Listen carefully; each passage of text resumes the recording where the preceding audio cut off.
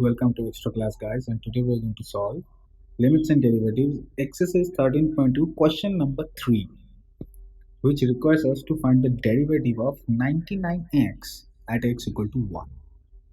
So now we have two ways of solving this question. So let's take f of x as 99x, and the first method will be to find the derivative using first principle. Hope you guys watch first principle. If not, then let's just recapitulate. First principle states the derivative of any function fx or f dash x. In fact, derivative of any function fx, which is f dash x, can be written down as or can be found out using limit h approaching 0 f of x plus h minus f of x divided by h. So this is what the first principle states. Here f of x is 99x. So f of x plus h will be 99 times x plus h.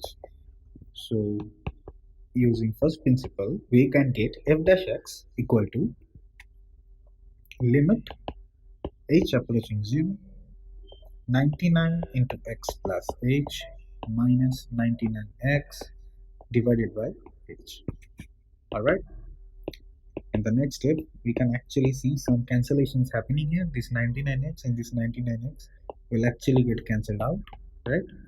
So we get a 99h upon h, and we can cancel this h, and the value actually comes out to a constant. Now the question says that we need to find the value at x equal to 100, but the value itself is constant, and so there is no variable term involved. Like the answer is not like 99x, or the power of x in this answer is power 0. So whatever the value you put in x, which is x equal to 100, it doesn't matter, because anything to the power 0 becomes 1. So our final answer will be nothing but 99 itself, because it is a constant.